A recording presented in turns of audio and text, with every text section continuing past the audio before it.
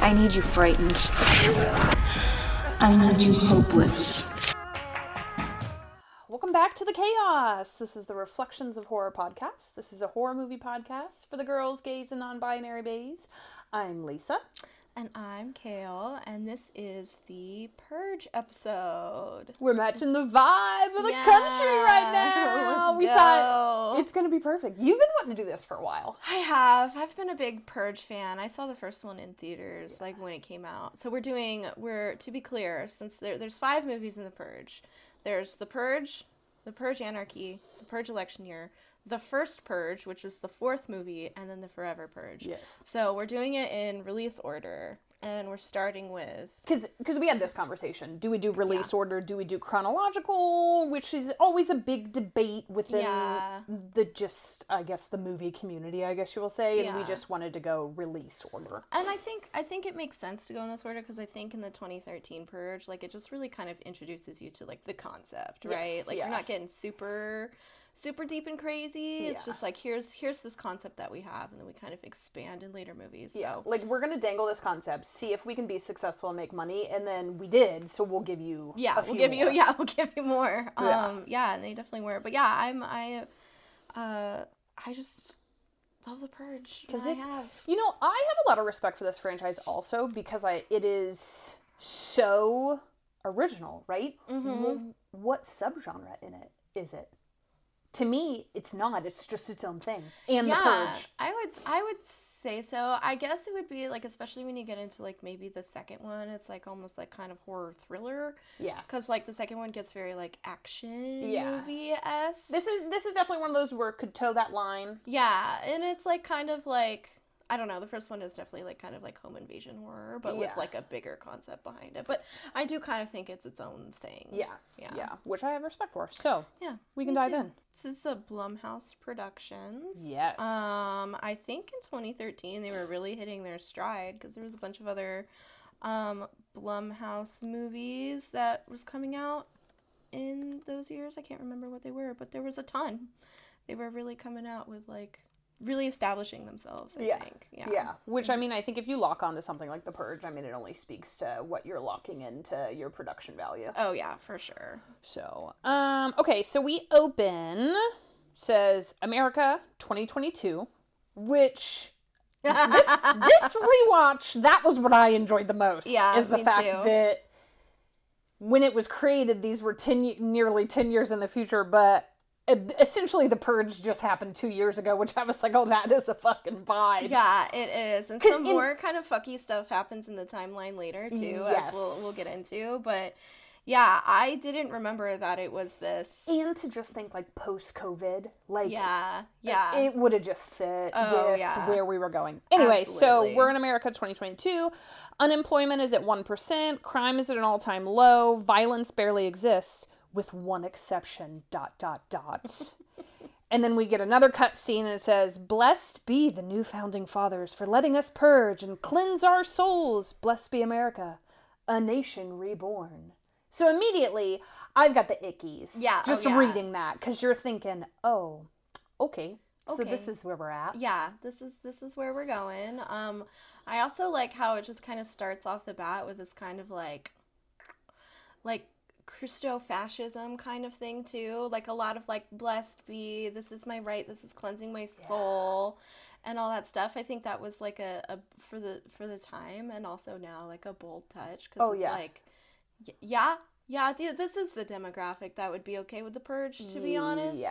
Yes, and I think just the whole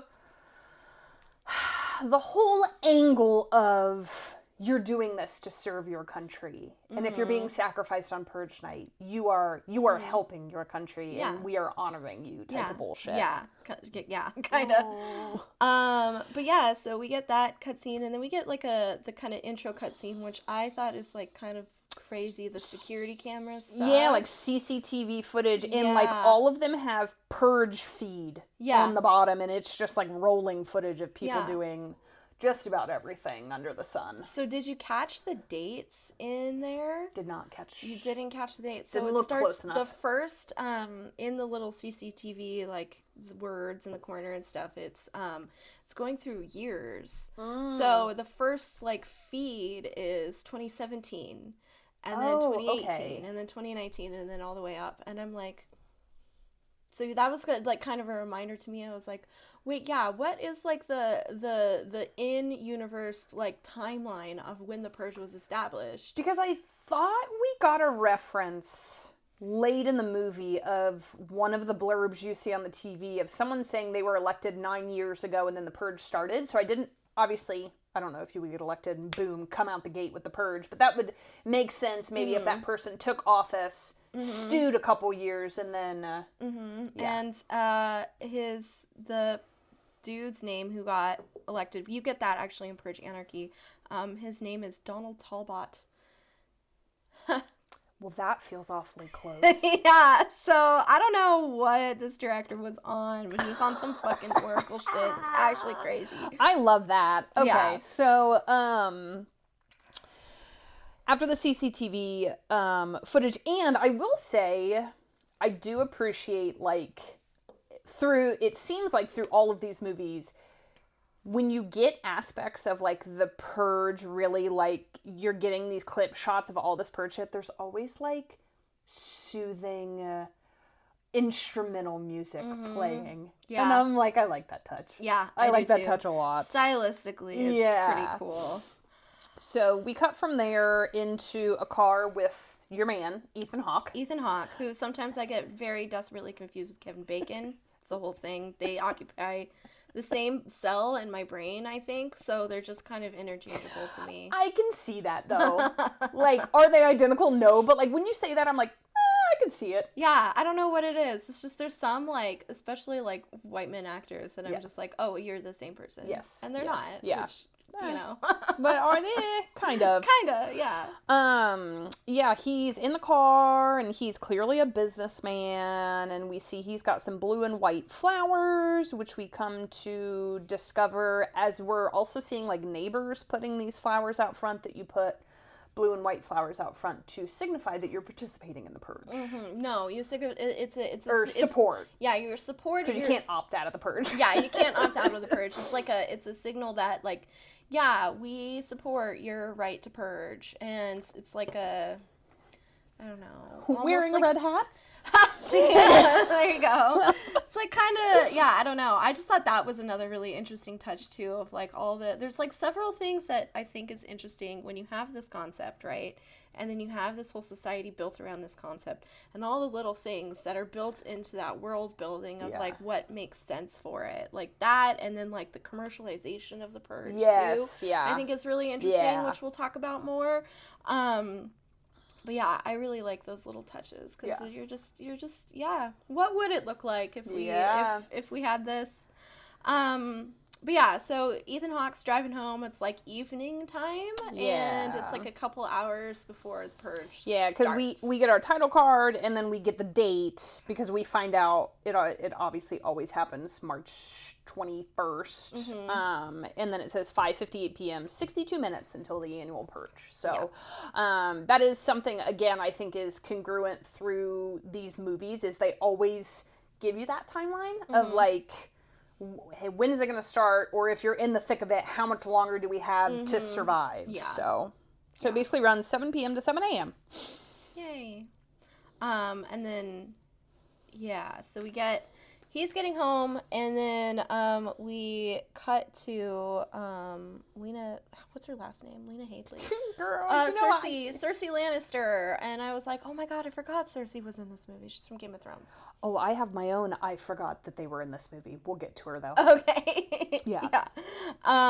So she's like chopping up food or something, and then she comes out, and it doesn't really matter, but there is one particular scene in the beginning where her neighbor is knocking on the door with cookies for her.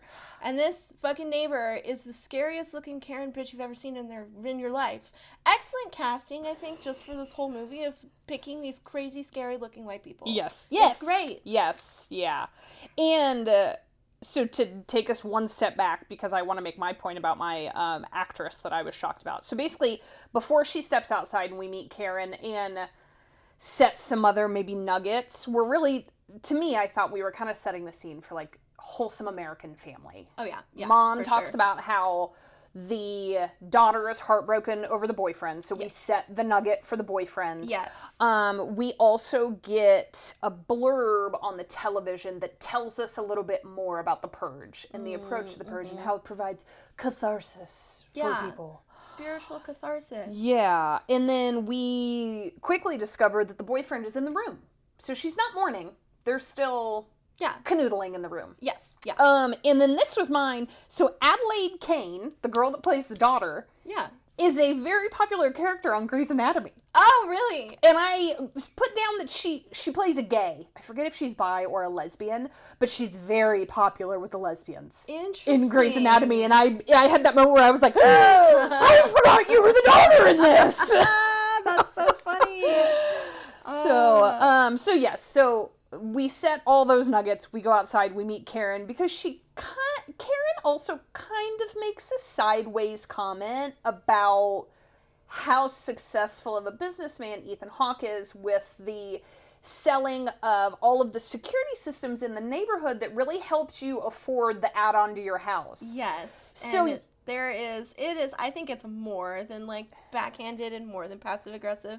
There's like bitterness shining in her scary blue eyes. Yeah. We immediately get, so she hates her. She's just kind of playing along. Yes, absolutely. And then like another car pulls by too, right? And more neighbors. Yeah, we have a discussion with the neighbors, and then someone asks about the Purge party, and she goes, "Oh, we're not having one this year," which we find out later is a lie. But again, we'll get to that. So we're back inside, and we get this creepy low-angle footage of the mom in the kitchen. Yeah, back in the kitchen, and you're thinking, okay, what is this? And then we discover the son basically has like this remote control car. Yeah. That he has a baby doll on top of that has a camera in it. Yeah, and it's like a scary looking baby doll. It's like you think, you think of like the scary toys from like Toy Story. 1,000%. That's what that looks like. Yeah. Which I thought was like pretty, like that was a good, there's a lot of like, what I like about this movie is that they do a lot of like kind of red herrings and like who's gonna be the problem here. Yes. Yeah. So we got this like creepy son who's like driving his little creepy car around spying on people, and it's like, what's his deal? Like, what's his problem? Well, because we also then connect him, he's like in like a closet hideout with glasses that is allowing him to see the camera, which I flag that as Chekhov's closet hideout. True, yeah, that's a good one. Yeah, and then so, the mom kind of like is like startled and admonishes him a little bit, but he seems like mostly harmless, and they're just talking about like getting ready and stuff, and you get like a tour through this actually like insanely nice house. Yes. Like it's a crazy nice house. We're clearly in the rich neighborhood. Oh yeah. Clearly. Like absolutely. And yeah, so we're kind of winding down time now. It's starting to get dark out, and he's talking about how he's like bragging about his upgrades he made, because I think all of these kind of come into play once shit pops off. Yeah, it's got like night vision, it's got flashing lights made now. It quieter. Yeah. So, and then we start to wind down, and the family's at dinner, and again, kind of just like setting seeds. We see Charlie has a heart rate monitor watch, which is like so funny because it's 2013, so it's like a old fashioned watch. It's not like an Apple Watch or anything, but it's like beeping, and he's like, "Oh, I need to take my vitals." So that comes into play later. Yeah. But, Yeah, and there's like a little bit of like, the typical like family dinner, like trying to force a conversation thing that's really cringe. Yeah. And like the daughter is all bitter because her boyfriend, we learned that her boyfriend's like older. Yes. And she's like, under 18 and he's older than 18. Yeah, he's like, he might be 18 or something like that. So there's just a little bit of like bickering, back and forth kind of thing. Dad takes the time to talk about his sales. Yeah, which good for you, dude. Yeah. Good for you. So, There's yeah, his character arc is really interesting because I don't like him. Like, No, in the neither beginning, do I. you know, I'm like, you're annoying. Do you like him by the end? I don't really like him at all. Not really, but I see how they tried to do, like, this redemption arc for him because, Fair. like, through the whole thing, it's like, oh, yeah, you're gonna be, like, a piece of shit the whole time. Yeah. And then he kind of, like, has, like, I don't know, a moral awakening a little bit. Anyway, we'll talk more about that. I'm getting ahead of myself. Yeah, and then, so... dinner kind of concludes, and they're in front of the TV. Charlie interrupts everybody and is like, lockdown's about to happen. Yeah. So then they, like, skitter off. I called it the Purge room. Yeah. Oh, yeah, like the panic purge room. Yeah, because it's just, like, a bunch of fucking cameras and the arm and disarm button for the fucking TVs systems. and stuff. Yeah, so they're settling in. They're engaging their security system. There's, like, all these steel windows that roll down, and it's like looks very high-tech and secure. And this is when we discover that the neighbors are in fact having a party because they have all of the cameras to watch all of the other houses. Oh, yeah. So why would they lie about that? Yeah. Interesting. Interesting. That'll come back into place. Yeah, and we see a massive safe of guns. Yeah. So we know that they are well, armed when needed. I thought that was really funny because it's like there's like propaganda playing on the TV, right? Like they're watching the news and they're just like, and then the maybe Charlie is like kind of like questioning it, and then the mom is like, just remember all the good the Purge does. And I'm like, yeah, you're just parroting propaganda right now. Yeah. The way that propaganda is utilized in this, I think, is really interesting because it's almost like ridiculously in your face, but then we look at all the propaganda that we get now and it's like, oh no, that is what it's like. You're like, this actually tracks. Yeah. And then we look at the guns. And Ethan Hawke is like, it's always just a precaution. And then it pans to the biggest shotgun you've ever seen in your fucking life. And I'm like, yeah, just a precaution. That thing could literally, like, blow your entire head off of your shoulders. Yeah. So, I just thought that was funny. Yeah. And then at this point, the emergency broadcast system starts, which my dogs hated. Oh, no. Hated. My dogs were not happy with the emergency broadcast system for the Purge, but basically just this really creepy propaganda riddled what the Purge is. Yeah. It lasts for 12 hours. There are no emergency services available until 7 a.m. Like certain we get this nugget of, like, certain class of individuals cannot be attacked. All elected officials of, like, class 10 are immune from the Purge. Yes. And I don't know. I just thought that was really interesting because it's like, yeah, the people who write the rules are often immune from the rules that they make for everyone else. Obviously. And it's just like the people who, like, declare the wars are never going to be the ones actually going to fight in the wars. Yeah. And I'm like... yeah, I think a lot of this franchise in these movies is, like, almost, like, nail on the head, kind of, like, yeah, but then but I still like it. I can still appreciate it, because it's, like, I'm glad that there's some kind of, like, large media franchise out there that is, like, saying this stuff out loud. Yeah. No, seriously. Then after this, kind of the kids leave, like, the daughter's basically like, this is fucking stupid, can we go? We get the moment where, like you were saying, the son's like, do we really need to do this? Mm-hmm. And the mom's trying to be like, well, it's worth it, blah, blah, blah. Yeah. Just think of all the good it does. Yeah, and we get, it's kind of strange to me the way that Ethan Hawke, not strange, but it makes sense too, in the way that Ethan Hawke, like, just parrots all of these talking points and stuff from the media that he consumes, because, like, he has the news on. He also has, like, a radio show going on when he's driving home from work earlier. And, like, he just literally, like, is taking talking points that he hears from that and parroting it to his family and his kids. And, like, of course he supports it. Of course he's okay. Look at all the fucking money he's made. Yeah, he literally. lives in a crazy big house. Literally. Yeah. And then we kind of start this, like, montage where first we're in the daughter's room and she's, like, going to put music in, and we get kind of our first jump scare. I would say jump scares are kind of popular in this. It's like a horror device, if we're going to break it down that way. Yeah. And someone puts her hand over her mouth, and then we find out the boyfriend has chosen to go out on Purge night and break into the home and be in her room. So that is a choice. Definitely, like, red flags. Like, he's like, I'm Purge night. I have to talk to your dad. I'm gonna do it on Purge night. Yeah, convenient. Yeah, very convenient. Very convenient like teenage choice. minded. Like, this is what's most popular to me because I want to have sex with your daughter. Yeah. It doesn't matter that the purge is happening tonight and you need to protect everyone. Yeah, no, doesn't matter to me. I need to get laid. Yeah. So then, like, this montage just really kind of like bounces us around the house. Like, the wife gets on the treadmill and the dad is in his office doing paperwork and has the TV on, and the brother is shopping for boats. The dad is. Oh yeah. He's scrolling. He's looking for boats. The boyfriend's being a creep.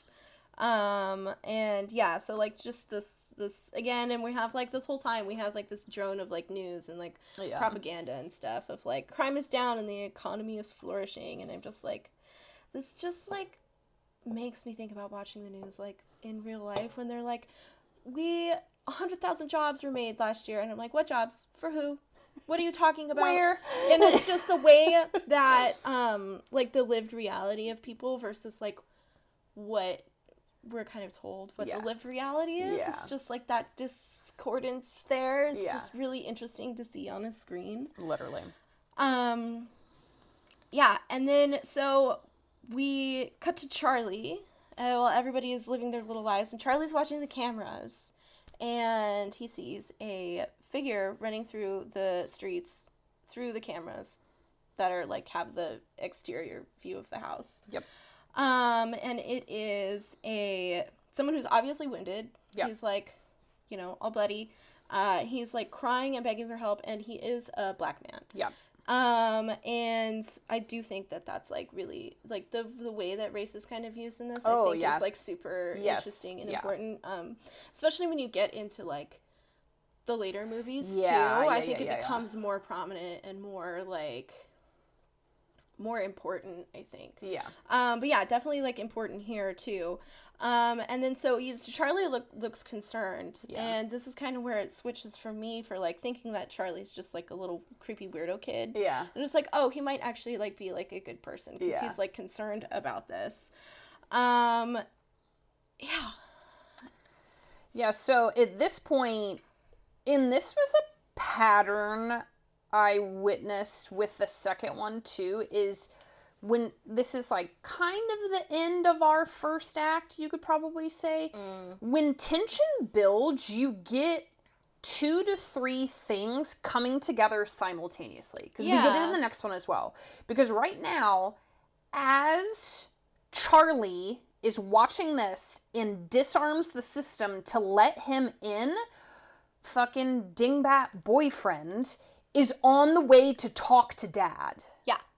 So you're getting these things convening that are all tension builders because it's those two. And then like something's happening with the parents where that kind of becomes your third timeline, so to speak, where they hear the system be disarmed. They don't know what it is yet. And then they just run in to arm it. And again, just so much is happening because like they arm it, and then you're down with Charlie at the front door who's yelling at the guy to come to the door, and then the parents have disarmed it, so now the door is starting to come down as the guy. It's just a lot. Yeah, it is a lot, but I think it's done in a good way. Yeah, I think that it does like there's a lot happening all at once, but I think it is like cohesive. You have to write it that way. Like to me, it's impressive, and I think next episode with the second movie, I think the 3 timelines, like, I was impressed with you're really building 3 separate universes, so to speak, and then you get them to come together very cohesively. Yeah, I really like when storytelling is able to do that. Yeah. Especially in a way where it's like, that all these storylines and timelines are going to converge at some point, but you're just like trying to figure out how. I think that's always really fun. There's another really good movie called The Devil All the Time, which I think is on Netflix, and it has like a crazy cast, where it does that, where it's like 3 different timelines or 3 different storylines that are all happening at once, and the way it like converges is just like explosive and like really, I think it's just really cool because they're like trying to be like, how is this going to come together? Then my mind being blown. Yeah. And then we get this moment where I'm going to call him the Bloody Stranger because that's what he's credited as. That is what he's credited as. So the Bloody Stranger makes it inside. The dad is basically like, what the fuck have you done? And here comes the boyfriend down the stairs With a gun. With a gun. So were you going to talk to my dad, or were you just coming to kill him so you could have sex with me? Yeah. What? Yeah. No. I mean, that's obviously what his like intent was, because you're not just coming in on Purge night, not doing something crazy, you know? I don't. It's a free pass. It's a free pass. So like, if I were a teenage boy and my brain was doing that, I'd be like, yeah, this makes perfect sense to me. I'm just like, this will definitely have no negative implications on my relationship with this girl that I'm trying to bang. I mean, man logic in a nutshell. Yeah. I'm just going to eliminate the problem. Yes. Because we're not going to communicate over it, because that's not what this is about. But yeah. So there's just like more chaos happening, and I just thought it was interesting because at like one point, like the boyfriend's coming down with a gun, and they're shooting at each other. Boyfriend gets hit. Mm-hmm. Dad doesn't get hit, but almost gets hit. Boyfriend skitters off somewhere with the daughter. Mm-hmm. And, like, still there is this, like, kind of, like, fixation on the bloody stranger. Yes. It was, like almost more concern over him than the white boy who literally just shot you. Correct. Like, and I just thought that was crazy. That was crazy to me. Because in this moment, the bloody stranger disappears. Yeah. Yeah. Obviously, because shots are being fired, so I'm going to go disappear into the house as well. Yeah. So they have the stranger in the house, boyfriend with a gun in the house, daughters with the boyfriend.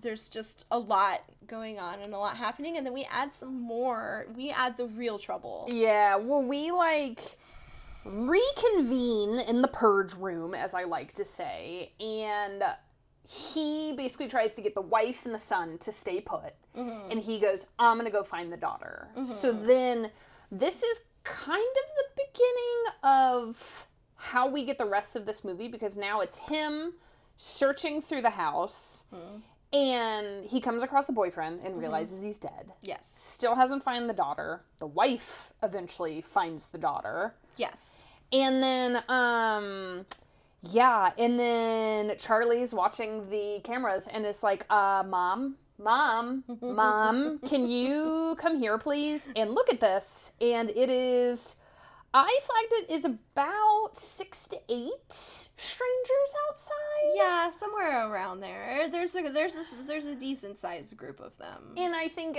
we meet them through the cameras. Yes. And they make them really creepy because it's like there's like 2 to 3 that are at the door, and then the others are just kind of like spread throughout the yard. Dancing around, spinning around, being little kind of like hippy-dippy weirdos. They're all probably rolling on Molly, to be honest. Probably. It gave me Manson vibes. Oh, yeah. Because like the girls are in like white dresses and like just really creepy. And they're all wearing creepy-ass masks. Yes. Except like with like big, scary smiles and stuff. And then the main, as he's credited, actually, the polite leader...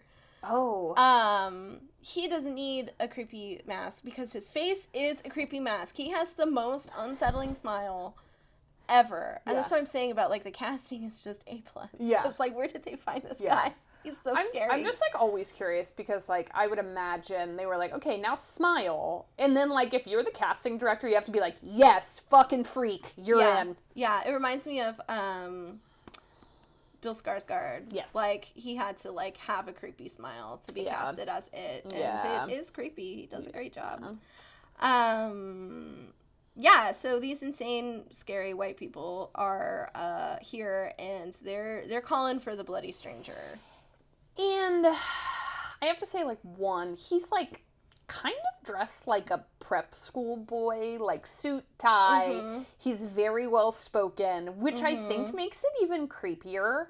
Yeah, and absolutely. He's like, deliver us the filthy swine. He killed one of ours. If you don't, we'll be back with, I don't know why, but it irked me the way he said, we'll be back with provisions to get into your home. Yeah. And I was like, oh dear. Oh, yeah. And dear. Well, he makes a point. He's like, we are a group of young, healthy, educated men and women who are exercising our right tonight, and our right was denied us, so give us the filthy swine and all this stuff. We're here to violate, annihilate, and cleanse our souls. So again, I think it's just important to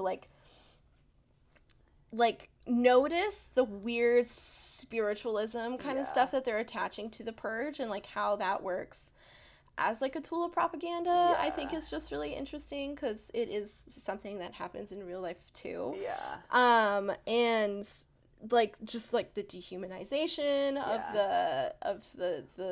the bloody stranger, and this like emphasis on like, we're better than this person, this is our right, so don't deny us our right, kind of thing. Like, that's scary. Like, that's scary. Yeah. And then they cut the power, so now the house is in dark. And I think here moving forward, we then have this device of like, sometimes as we go through the house, it's all by flashlight, which is a bit disorienting, and like kind of goes back to like what we were talking about with like 28 Days Later. Like, it gives that gritty feel of like, what am I even looking at? Like, it's kind of hard to see.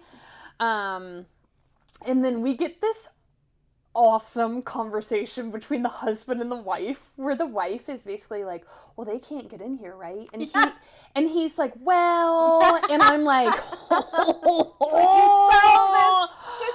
yeah, and he's like, well, it works 99% of the time, but no, nothing is like foolproof. Yeah, and I just like, you can tell by the wife like that she's like, are you fucking kidding me? Yeah. Yep, absolutely. And there's another little comment where it's like, this isn't supposed to happen in our neighborhood. Yeah. Which I think is another interesting little classist bit there. But yeah, no, that whole conversation I think did have me laughing, because he's like, he like knew too. Yeah. So it's like, I don't know. It's just that concept of like, man. You pay all this money for this thing, you expect it to work. Well, and I think it's just like, you have to have that conversation. Right now. Well, no, like, she's your wife, you have kids. When that gets installed, that has to be a conversation of like, I need you to understand that if someone really shows up with some firepower, this is not going to do anything for us. It will help us against Joe Schmo across the street who just has a gun, but when the freaks with a big truck and a hook show up, we're fucked. Yeah, no, I think that'd be a better responsible conversation. I'm a big communication gal. But again, that stuff doesn't happen in their neighborhood. So why even have to have that conversation? I just like, if I was rich, I would be like, they're coming here. When it happens, they're going to come here. Yeah, that's a good point. But I don't know. There is like this immunity that like kind of like blankets over rich people, that they're just like, I will say, there is a neighborhood around here where we went to go look at Christmas lights in it once, and I was like, oh, this is like a Purge neighborhood. Oh yeah, I know exactly the neighborhood you're talking about too. I was like, these houses are massive. That house looks like it has Purge blinds on. I was like, what is this? So I know where the Purge will be going down in our neighborhood. Yes. So yeah, he's being shitty. He's explaining that the security system's not actually going to work. And then he's like, well, yeah, I'm just like going to go find this man and give him up. And the son's like, wait, what? Yeah. So you get, I think this is, in the beginning, it's just like businessman skis ball vibes. But like, this is the first scene where you're like, oh, he's a piece of shit. Yeah. Oh yeah, absolutely. Yeah. And like Charlie is like, the boy is like horrified by this. And I like that he like, specifically has like a line where he goes like, why should he die? Yeah. And then like this other, I think that maybe the mom or the dad says it, like it's him or us, basically. And I was like, that's there it is. Like, that is the thesis of why the Purge like works, right? Is that like them or us, like kind of like othering mentality. Well, that's so much of society, right? Absolutely. With basic needs. Yeah, absolutely. Yeah. But yeah, Charlie doesn't agree with that. Yeah, so basically now we have like this mix of like the family is setting out into the house to try to find the man with flashlights. We're kind of seeing cuts of like the cameras and all of them being really creepy outside, just kind of like witnessing them skip around with their machetes and whatever. And then the son gets his remote control baby doll car and goes and finds him because he has night vision in the house. So there's like this interaction where he finds him, like, kind of laying on the floor, like, behind a chair or something, and he, like, flashes the lights to kind of basically be like, follow me. I will say, I think it's poignant. I think they made a point in this scene to make sure you can see his dog tags. Yeah. Oh, yeah. So I was like, okay, he's a vet. Yeah. Which I think when we meet the weirdos, they call him a homeless swine. Yes. So I think they're kind of painting this picture of, like, he's a homeless vet and is trying to survive the purge. Yeah, for sure. So then he leads him with the baby doll into the closet hideout and basically is like, get in there. And I really liked that scene too of, like, just like the flashing lights and, like, it's like trying to communicate that this creepy little robot thing is, like, gonna help you. Yeah. And it just did remind me a lot of, because I've been playing a lot of Dead by Daylight, and, like, you can't, like, unless you're on a separate Discord call with someone that you're playing with, you can't communicate. So it has to be, like, a lot of, like, up and down and, like, pointing and, like, flashing your flashlight to try and, like, communicate and stuff. And I was just like, that's exactly what playing Dead by Daylight is like. That's so true. Yeah, and then we get this tense moment, basically, where he gets him into the closet hideout. He's shutting the door, and then the mom comes in. And has the flashlight, has the gun, whatever. We see him, like, turn the light out in the hideout. Yes. And then we hear a big thud. Yes. So then the wife turns around and leaves. But yeah, that was like a tense. Yeah. Very, very tense moment. And yeah, what was the thud? So it's the freaks outside, and then we get this interaction where Ethan Hawke's trying to talk to them through this little peephole, and he's like, you need to give him to us, and he's like, we're trying to find him, and then one of the people in the group comes up behind him and is like, give us the fucking swine, and the leader just shoots him in the head. Yeah. So immediately you're like, oh, okay, we're that level of crazy. Yeah, and he says it too. He's like, I liked that guy. He was my friend. Yeah. I don't like you. Yeah. So what do you think I will do to you? Well, and I'm like, that's crazy. But it's made even creepier because before he says that, he goes, I just want to apologize for his actions. I'm like, okay.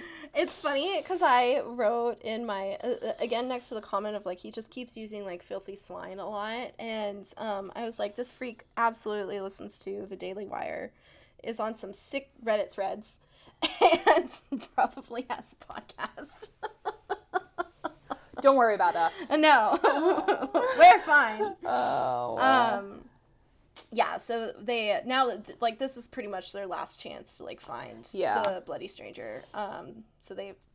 Yeah, so then we go back to Charlie, and it's kind of cutting between, like, he's got the glasses on, and he's, like, watching the camera, and then he kind of, like, because he's, like, seated in the purge room kind of against the wall. And we get, like, a little jump scare where the daughter, like, drops in front of the camera, kind of, like, abruptly, and is like, I'm going to go hide in your secret spot. Yeah. So then you're thinking, well, shit. Yeah, don't do that. Yeah, so then the dad has the flashlight, is headed out to try to find him, and rounds the corner, and basically Bloody Stranger has the daughter at gunpoint, and it's like, we're not doing this. Yeah. And it's, like, it's unfortunate, because, like, he... obviously does not want to be doing this. He's like, I don't want to hurt your family. Yeah. But you can't send me out there. Yeah. And then someone said something about, like, we don't deserve this. And he's like, I don't deserve this either. And we kind of just get this standoff where the father's in front of him. We then see that the mother has came behind him in the hallway. And then he throws the girl, just freaking chucks her against the wall. Knocks her out cold. And then there's, like, this jerky flashlight lit struggle between the dad and him to basically get the gun and to try to wrestle him to the ground and then tape him up and get him in a chair and whatnot. Yeah. So. But it's, like, kind of terrible too, because, like, he got shot. Yeah. And he's putting up a fight. He's, like, pretty strong, and then, like, Ethan Hawke has him pinned, and he's like, you need to get rope and, like, all this stuff, and he's like, so he's shot, and then he's telling his wife, he's like, get the letter opener and press it in his wound so he'll stop struggling. Yeah. And then she does, and then, like, Charlie is over there, like, witnessing Just all of holding the this. flashlight. Yeah, just, like, watching all this, and he's, like, begging for his mom to stop, too. And it's, like, I don't know. And then, like, I'm, like, at this point, like, thinking, too, because, like, obviously, like, the morals of it are terrible. But if you have a bunch of freaks, like, out there, like, who's like, we're gonna kill you and your entire family if you don't give this individual that you do not know, what would you do, Lisa? So, I think he is a man. He's clearly fit. So I would go, what's your fucking story? Yeah. Because the moment he goes, I'm a vet, I'd go, here's a gun. Yeah. yeah. You can help us. Yeah, no, that makes sense. And I'm not saying that if that wasn't his response, I would say no, but, like, I think I would be under the impression of, like, if you get into my home, it's just a battle and a free-for-all. And I don't think I could ever live with myself if I was, like... See, that's what I was thinking, too. Because, like, it would be different if this guy got into your house and posed a massive threat. All he has done is try to hide. Yeah, absolutely. Try to hide and, like, try to keep you from throwing him out to the wolves. Yeah, so I think at this point, when he's got my daughter, I would put my gun down and go, look, what is this? Why are they after you? What is your backstory? I don't know. I would probably be intelligent enough to go, I see your dog tags. Were you enlisted? What? Yeah. Yeah. I would be a woman and I would just ask questions instead of... communicate instead of shoot people, maybe. I'm a communication girly. Yeah. I don't know, because I just do think it's... Because we get this point, too, because eventually, like, the daughter is, like, kind of, like, waking up, right? And she's, like, talking to the dad. The dad's like, it's going to be okay. And she's like, nothing is ever going to be okay again. Yeah. And I think that would be, like, especially true even if they had to live with, like, the guilt of, like, giving this guy up. Like, how do you live with yourself with that guilt at that point? Because you can tell that the group outside that claims that he killed someone, well, clearly you were trying to hunt him and he just got the better of you. I think it's a completely different storyline if it is a degular couple that shows up and goes, he did X, Y, and Z to our daughter. Or, then it's like, I mean, you can even go that route. We haven't had something like this. That's true. Where then you're like... Now what do we do? Yeah, no. But I think that there's such, like, a clear, like, power imbalance here. And then, I mean, like, they support the Purge, obviously. But I feel like if I were in that situation, I'd be like, I would not have blue flowers out, right? No. So I would be like, okay, come on in. Sarah would hate it, though. She'd be like, why are you letting strangers in our home? The bleeding stranger basically manages to get the duct tape off of his mouth and finally just tells the dad to save his children and just take him outside. Yeah. Which, again, like... I think especially if we went through all that and then he said something like that, I would be like, okay, you're a good guy. Yeah. Like, if I didn't have reason enough already, I can tell you already, like, just fuck it. Yeah, definitely. So he doesn't. Like, he arms him. He gives him a gun. And then time's up. And the freaks are freaking. The way that time is up, though, because it's like the wife is in the house looking for the son, and you see these headlights, or big lights, you find out they're headlights, and honking, and then she looks outside, and they've got, like, just this massive chain attached to a truck that they're hooking to the front door. Yeah. And it's just like... It's go time now. Yeah, it's time. They're getting in. Yeah. And I loved the kind of almost ridiculous theatrics of these weird Manson freaks, you know, like they're in with their crazy little dresses and their, you know, stupid machetes. There's a podcaster I listen to who loves machetes and, like, was tearing into this random, like, right-winger about his, like, very bad quality machete, and I'm looking at this machete that these idiots have, and I'm like, Robert Evans would hate them. So that gave me a lot of delight, actually. Yeah. So the freaks shatter all the windows, and then the front door gets ripped off. Yes. Yep. And I will say, just for some continuity, so they don't arm the bleeding stranger. They leave him tied up. But he okay, yeah. arms all of the family. Yeah. Now my question is, would you tell your family to split up throughout the house? No, probably not. I don't think I would do that either. Splitting up is a bad idea. Yeah, usually. like I think of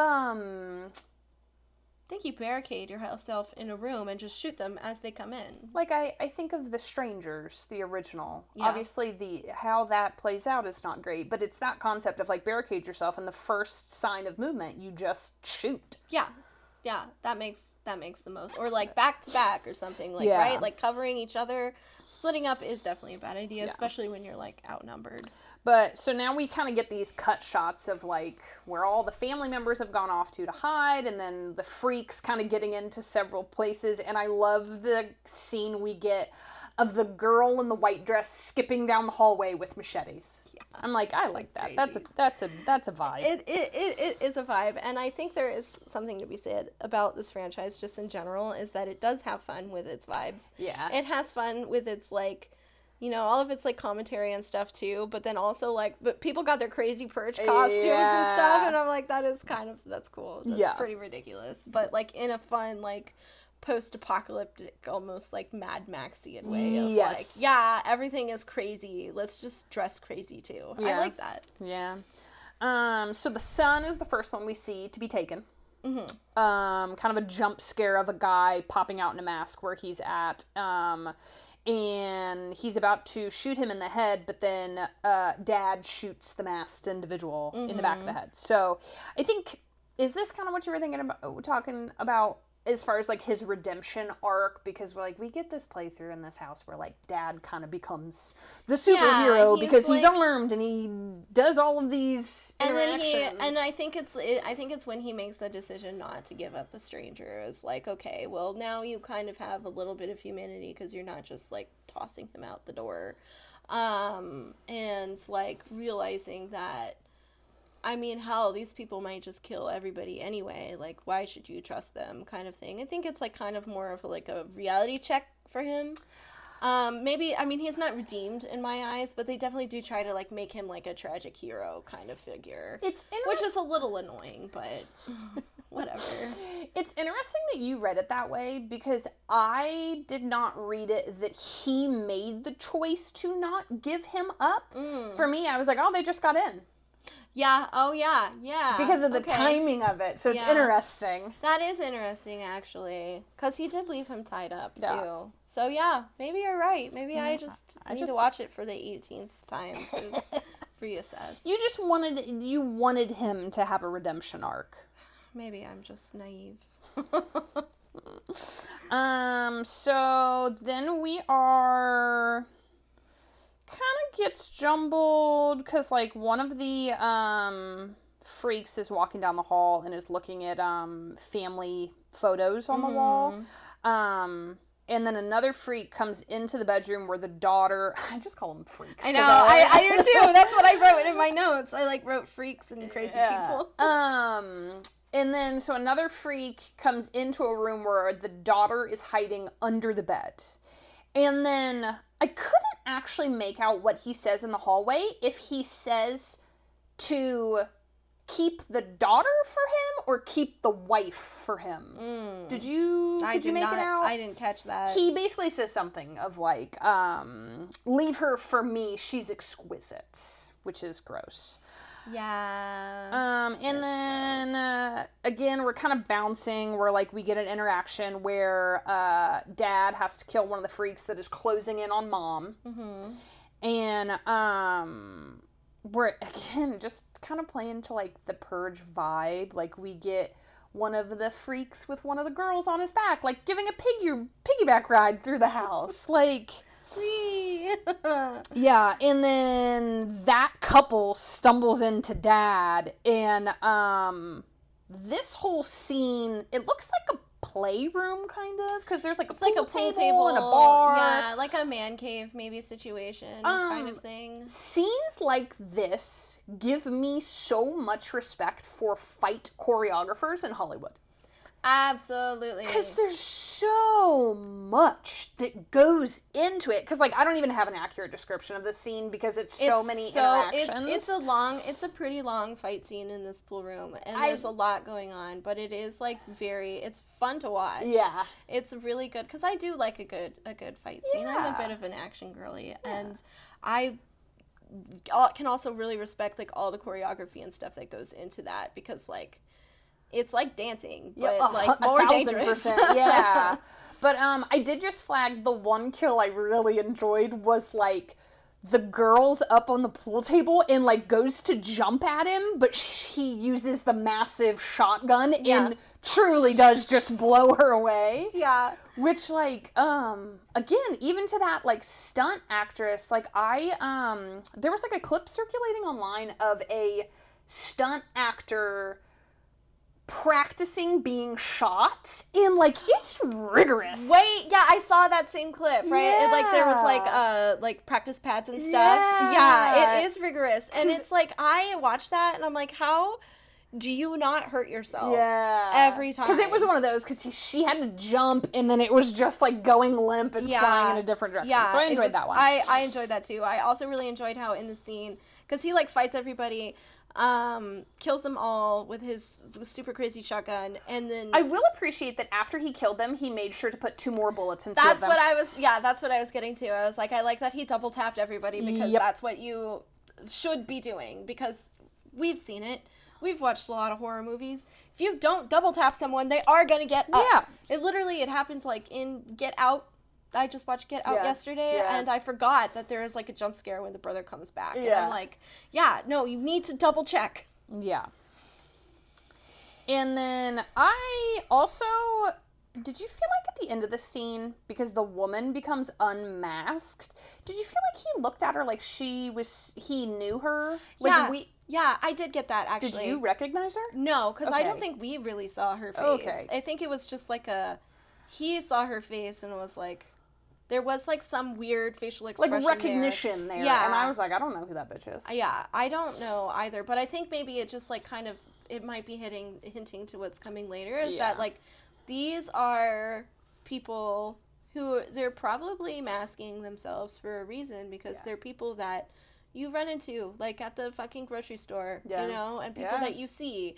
And, you know, it's like, why the KKK had to wear hoods, right? Because, like, you would just see them and know them, right? Like, that's, like, the whole thing. Like, they don't want to be known, because even though they have this... And this is another interesting thing when you're thinking about, like, the culture surrounding, like, a world with the Purge in it. What is the rest of the year like? Well, you know? we kind of get to that at the end of this movie with how it plays out. Yeah. And then, so the dad rounds the corner to leave the room, and the head freak, I'll call him, is right there with a massive knife, and drives it through his belly, and then says, "Your soul has been cleansed." Yeah. You know how pissed I'd be if that happened to me, and that was the last thing I heard. I would also be. I would haunt him. I would be like, put a bullet in my head, because you're fucking ridiculous. Yeah, you are fucking...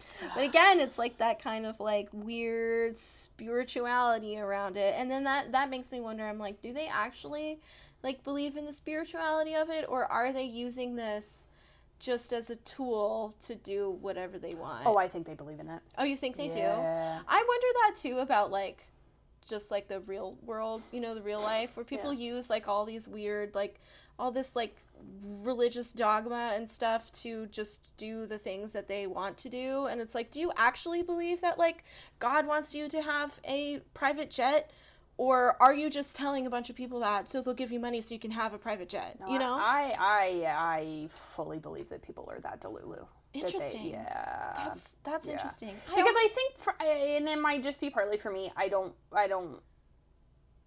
think I can. I don't want to fathom. I think it's easier for me to fathom that they are just crazy and really think that they think that God's path for them is that path, than being crazy enough to manipulate religion to get there.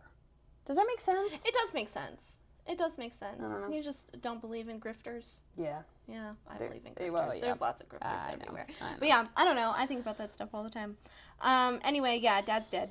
And that's sad. Not yet. Not yet. Dying. Oh, dying. Yeah, Dying. he's like pretty much. He will be dead. Yeah, he's almost there. So, kind of, now we're, like, in this situation where the son is watching the cameras, and we get, like, 2 more freaks stumble down the hallway, and there are a few in the front yard, and then we see what I immediately assumed is the neighbor couple come over in the front yard and shoot some of the people outside. Mm-hmm. At this point, you're like, yay! Did you think they were there for good or no? No, Yeah, I didn't. Well, and then also, like, again, I saw this 12 years ago now when it first came out, and I don't remember, like, my mindset when I was there. Maybe I did think that, but I've seen it so many times since then that I was like, yeah, these guys, because there's that immediate distrust from the beginning of the movie, right? Yeah. Of, like, immediate, like, oh, they hate you. Yeah. Yeah. Which I think that's the type of stuff that I try to, like, pay more attention to, because I think in my writing, sometimes I feel like I have to plant this massive seed and storyline to make those types of interactions, but, like, sometimes all you need is, like, a conversation to go, huh, yeah, okay. Yeah. Because that seems, like, 2 minutes long? 90 seconds long? Like, it's very brief. It is very brief. That's a really good point, because I think I get the same way, where I get in my head a little bit of, like, I need to make this, if I want to make this as complex as it is in my brain, I have to put that on paper, but you don't. Just a little nugget, that's all we need sometimes. You gotta trust your audience. Yeah. So then we're back with the wife. The freaks that were in the hallway have her, we get this super weird interaction where, like, the man is holding her down, the woman freak is, like, tickling her belly before she pulls out the machete to, like, basically drive it in. And I'm like, they're just building this momentum of, like, these people are fucking crazy. They're crazy, and they're having a great time. Oh, they're having so much fun. Yeah. Like, even as their little friends are, like, dropping, like, flies around them, they're still having a great time. Like, no one seemed very concerned where their leader shot their other little friend in the head. Like, that's also just crazy, like, of, like, the group mentality of it, to just right? watch that and be like, okay. Yeah, that's why I'm like, they probably all took Somali before they went purging.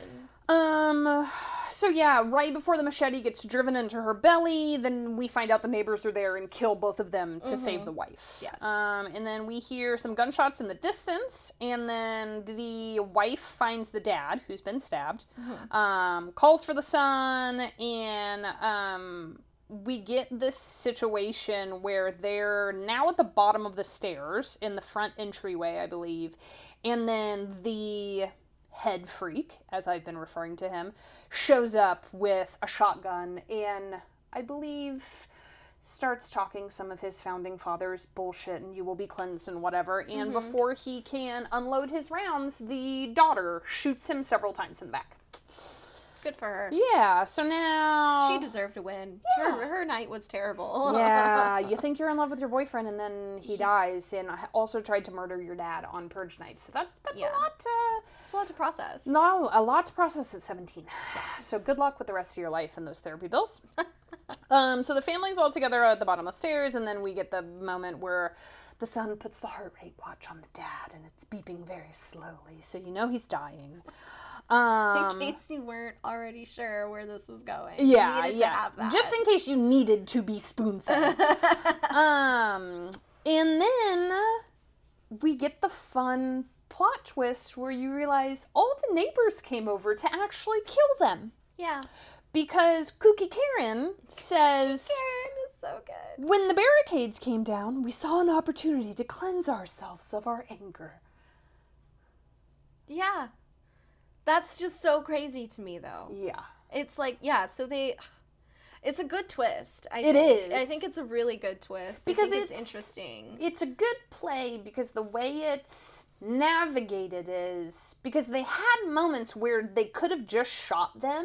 Yeah. But they needed it to be this big hoopla of... Yeah, no, they did. Because then when they make that reveal, they, like, drag mom and the kids away from dead dad. Yes. And, like, they tie them up, they put them all on their knees, and then head bitch Karen is, like, basically, like, handing out knives, and she's like, well, I guess I'll go first, and we'll all take turns. And I'm like, that's crazy. crazy. Yes. That's crazy. You're not just gonna just like shoot them because you hate. You're gonna stab all of them to death and 2 kids. There is just also a level of like real craziness to the holding of hands in a circle, which we get this in a lot of the movies of like, I can't even remember it, but they recite the stupid fucking founding fathers and da-da-da, and I'm like, yeah. crazy.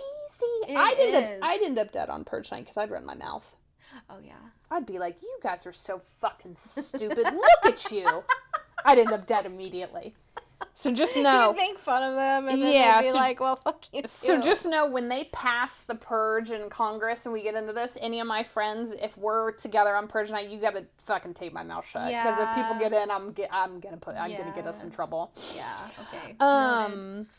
So, yeah, they're just getting organized, ready to pop off, and then we see the little remote control car come in.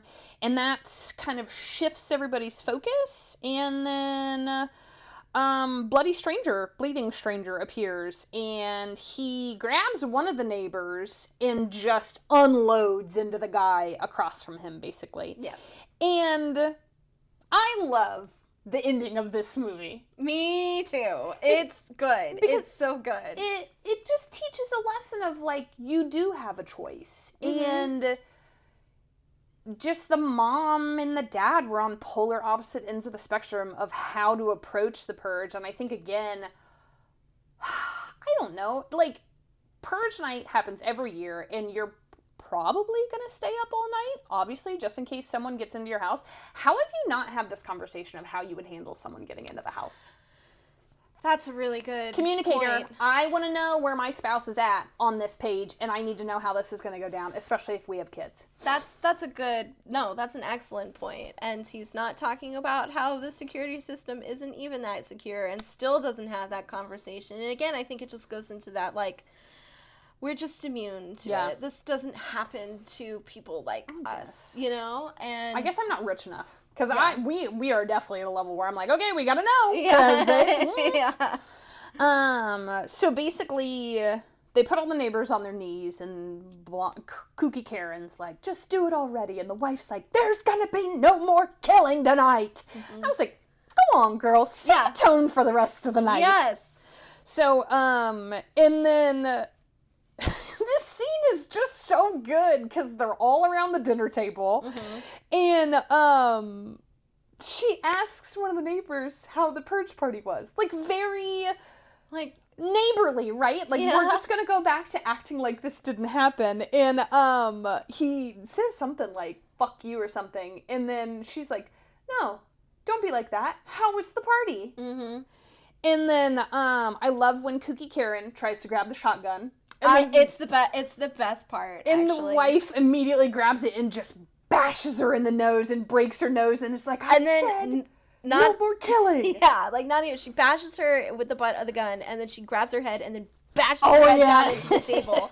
And my roommate does this thing where I'll be watching something and they always pop up at the end of the movie and watches like the last 10 minutes of like whatever the worst I'm watching. part. Yeah, and that's her favorite part because I've made her watch like the first two I think before. And every time that scene happens where she just like bashes her head down into the table, she chortles. It's just it's absolute cinematic gold. It is. It's great. And then we see it's very satisfying. Oh yeah. And then we see Bleeding Stranger is standing next to the wife with a gun, as if to like stand guard if any of these strangers try to act up. And then the sirens go off. And the neighbors go home, and she asks the Bleeding Stranger if he's going to be okay. And he says yes, and he just walks off. And then we end with the kids and the wife at the door looking outside. And then we get a radio broadcast as the credits are rolling. And really the things that I made note of, because like we had a conversation off mic of like, I made a connection between movie 1 and 2 that I had never made before, so now I'm trying to be more cognizant of potential nuggets that connect to other things. And in the radio broadcast, they make the comment that Dallas had the most participants, because you get the, like, one of the most successful purges, blah, blah, blah, blah, blah. And then you get a caller that comments on how he lost both of his sons in the Purge. So yeah, I just made notes of that because I'm trying to pay closer attention. But Yeah, it is, and that's that. Well, I wonder. Okay, so just one last little bit here for the end of it. We're talking about like post Purge night, like culture. That family's gonna move, right? Like, there's no way you continue to live in that neighborhood where you had a bunch of people die in your house, your husband died, and you are now aware that all of your neighbors fucking hate you and want you to also be dead. Like, you move. Well, because I guess your security system is trash now, and your husband that sells the security systems is dead. Yeah. You're probably not going to buy from that company again, even if they give you a discount. Yeah, that would be good. I wonder if there's, like, some sort of warranty where, like, if someone does get in, you get a refund? Or at least, like, a partial replacement? What's the insurance industry on Purge night like, I wonder? I did make the joke with Selena because she works 7 a.m. to 7 p.m. And I was like, man, having a nursing shift the day after Purge night would be fucking awful. Yeah, it would. Because literally emergency services start at 7 a.m. So your shift would be... like... terrible. Yeah. Absolutely. Yeah. Do you think that they would give, like, extra pay for post-Purge days? Oh, would it be like a holiday? Yeah. Time and a half. Yeah. I would think so. I would think you would have to be... It would definitely be a day, so she always jokes where if they're short-staffed, they send out some message with, like, an initial pay. I would think that would be a really big day for those additional pings to be paid extra to come in on your day off. That's a good point. That's so interesting. See, I love like, thinking more, like, The universe, the universe of the Purge. Yeah. It's funny because I think, might have been 2021 or something. I used to write stories online with a former partner of mine, and we had like a whole storyline with like these established characters, and then I got really back into the Purge, and I was like, can we do an alternative universe of the Purge with like the same characters, same basic storyline, but just in the Purge universe? Yeah. And that was crazy. That was so fun though, because it was like we set it like further in the future, so it's like 15 years like anniversary of the Purge and like all this stuff, and like what culture looks like and everything that happened. Like those posts were, it was like 7 pages per post, I think, which is like again a lot. I just think it's like such a credit to the writer and the creator of the Purge, because like it's such a concept that the horror genre really could run with it. Imagine putting vampires into the Purge. Oh yeah, that'd be fun. I know. I do like any kind of, and I that's one of my other like favorite like storylines to write is like urban supernatural stuff. Yeah. You know, like where it's like you have the world as it exists like now, and then you put like supernatural creatures and stuff in there. It's give me the Purge night during a Contagion. Oh yeah. There's there's so many permutations. I'm telling you, man. Have you watched? So there's 5 movies.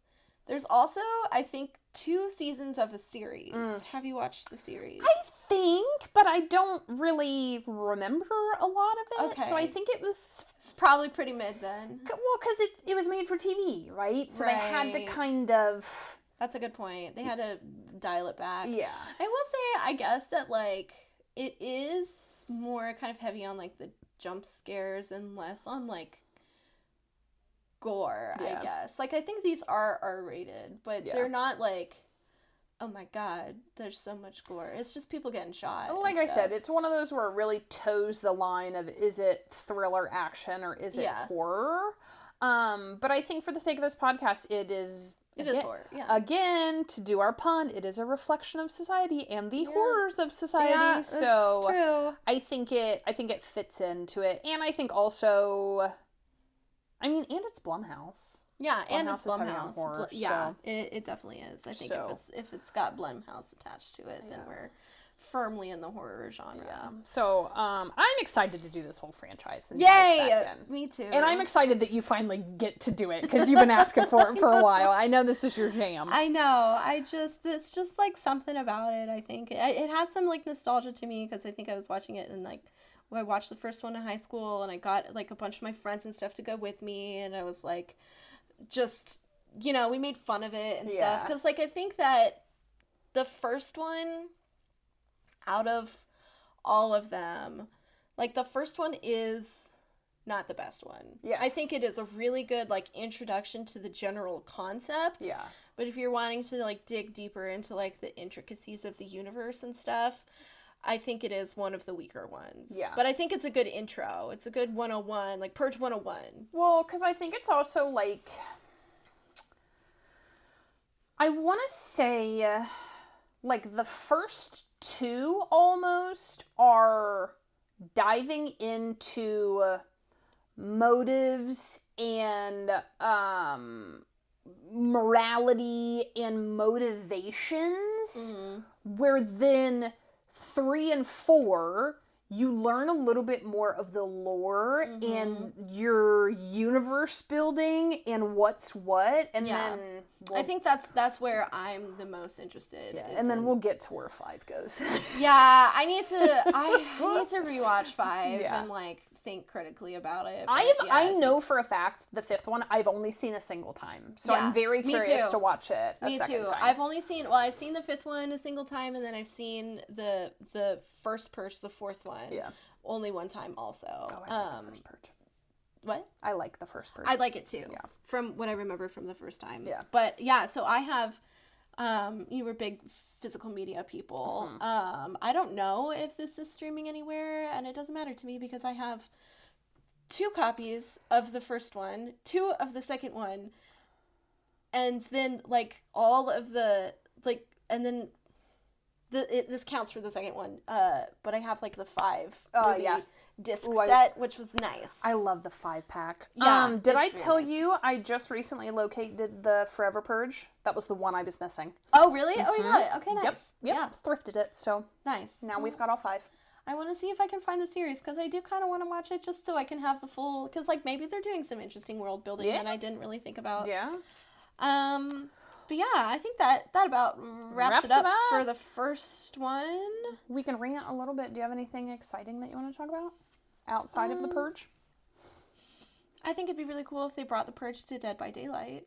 That'd be fun. That would be The problem is that there's no like main characters, I think, that like you can really kind of plug in there. You could take he's referred to as like the sergeant, the guy in the second one. Oh, Frank Grillo? Yeah. Yeah. I think he would probably be your main one. I think it just be so I have a funny like just like not fixation on Frank Grillo, but it's like any movie that he is in, he's just him. He's one of those actors where it's just like, oh man, we have this character. Who do we need to play it? Oh, Frank Grillo. So it's just, okay, we need to rewrite the character to just be Frank Grillo, you know? He's just like the gruff, grumpy, like traumatized, whatever, army guy. Yeah. But yeah, it's, maybe you could put him in there. But they are bringing The Walking Dead to Dead by Daylight finally. Oh. Which, is crazy that it took this long because we are now at the end of the Walking Dead series. Yeah. And there's like 6 spin-offs, and you're just now bringing Rick and Michonne to Dead I by was going to Daylight. ask. Yeah. When does their next season come out? I wonder if that's why. Are they doing another season of their spinoff? Maybe. I think it actually just came out, maybe. I think they're adding Daryl too, so they have like the 3 ones. I'm really personally sad that maybe they'll add it as a skin, but there's no like Negan killer or anything. Negan as a killer would be so good. I know. So His voice good. lines would be so funny. But yeah, no killer, just survivors for this pack. But I feel like it might be like a situation like I did with like Resident Evil, where they just like added more people as time went on, kind of, because there's like 2 killers for Resident Evil. The problem I think that it is that like Negan's just a guy. You know, he's just a guy with a bat. Yeah, but he's just like a guy. But I would only want him in there for like selfish reasons because yeah. But no, so I think they're dropping that next month. So I'm excited about that because I will be buying probably the whole pack for that. As one should. I just, you know, again, like The Walking Dead was something that I was like super hyper focused on, and I've just been playing a lot of Dead by Daylight lately, and I'm still really bad. That's okay. We had a terrible matches last night. It was very, very rough, actually. And Those nights are hard when you're like, why do I play this game? No, literally, like, my friend and I were, like, sitting, and we finished our last match, and I'm like, why do we play this game? I hate it so much. But yeah, and then I've been making my way through Dead City, too, speaking of The Walking Dead, and that's fun. I think I'm only on, like, episode 2 of season 2, but I just love Negan, so it's fun. Yeah, it's a good watch. I'm interested to see where he goes in season 2. I know we've been going back and forth about it. Yeah, me too. What are you ranting about this week? I know in our 28 days later and 28 weeks later, I brought up Tina Romero's movie Queens of the Dead is what it's called. Mm-hmm, yes. George A. Romero's daughter is gifting us a gay zombie movie. It just got picked up by IFC and Shudder. Oh, nice. I couldn't find a confirmed streaming date, but I want to say I saw a blurb somewhere that said maybe August. Okay. Definitely fall. So Okay. it should be, maybe by the time you're listening to this, it is out. But on that topic though, like I found it hilarious, the concept that like literally George A. Romero's daughter had to take her feature film to film festivals and wait for it to get picked up. That's crazy. Because that news launched after it debuted at the first festival. So I'm like, you're telling me she went in, made that movie without any guarantee of like distribution? And she's her? Yeah. She didn't get the Nepo baby Yeah, treatment no, with that. yeah, That's unfortunate. But, I mean, kudos to Shudder, right? Because, like, they're obviously horror kings and queens. And I feel like Shudder does really good with picking up gay horror movies. Yeah, So. I think so too. Like, I think a lot of the stuff that you could find that you did on your homosexual horror series could have been found on Shudder. Yes, and that is good. It's a good. I feel like pretty much platform. that whole series was either Shudder or Tubi. Yeah, which also Tubi rocks. Tubi is like has some bangers. So, all right. Well, that's a wrap on round 1 of The Purge. You guys have 4 more episodes on The Purge. Enjoy, and we'll see you next time. Bye-bye. Girls, watch out for those weirdos. We are the weirdos, mister.